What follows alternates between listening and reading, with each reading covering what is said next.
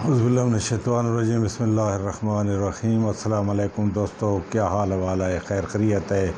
طبیعت خوش ہے؟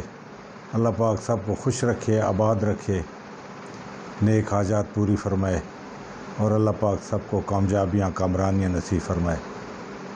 الماس خان غواسی میں آپ سے مخاطب ہوں دوستو۔ 2 دن میں نے حاضری نہیں لگوائی، چلو میں نے کہا آج آپ لوگوں کو کوئی نہ کوئی تحفہ دے دوں۔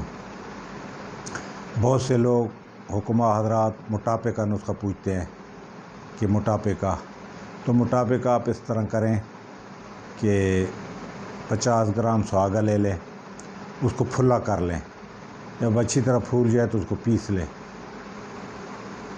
اس کے اندر 50 گرام رائی ڈال دیں پاؤڈر کر کے پیس کے، اس کے اندر 50 گرام سنا مکی ڈال دیں، لیکن اس کے ڈنڈیاں نکال لیں، ان سب کو باریک پیس لیں، پیس کے 1000 ملی گرام کا کیپسول بھر لیں، 1 کیپسول صبح اور 1 شام دیں۔ یہ 1-2 مہینے جس مریض کو دیں گے پہلے اس کا وزن کر لینا، اس کے بعد انشاءاللہ اس کا موٹاپا دور ہو جائے گا۔ اور جب یہ دوائی استعمال کرے تو گوشت، چکنی چیزیں، مطلب یہ چیزیں نہ کھائے، بادی والی چیزوں سے پرہیز کرے، بینگن، چنے کی دال، سموسے، پکوڑے، اس قسم کی جو بھی گندی چیزیں ہیں ان سے پرہیز کرے۔ اس کے علاوہ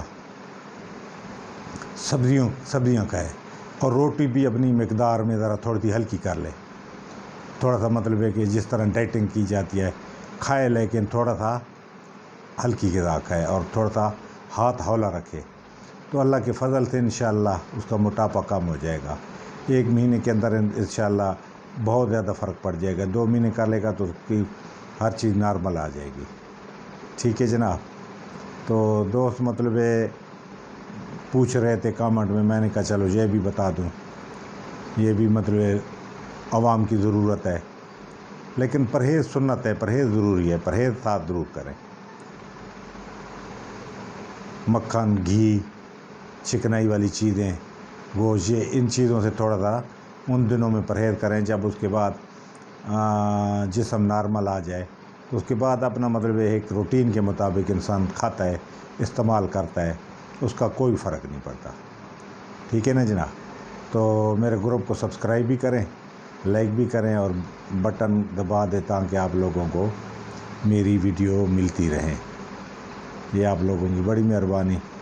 انشاءاللہ زندگی رہی جب تک جو چیز میرے دماغ میں ہے یا مجھے یاد آتی جائے گی، کیونکہ میں لکھتا بہت کم ہوں، زیادہ تر بات مطلب دماغ میں فیڈ ہوتی ہیں چیزیں، تو وہ انشاءاللہ گائے بگائے آپ لوگوں کو میں دیتا رہوں گا۔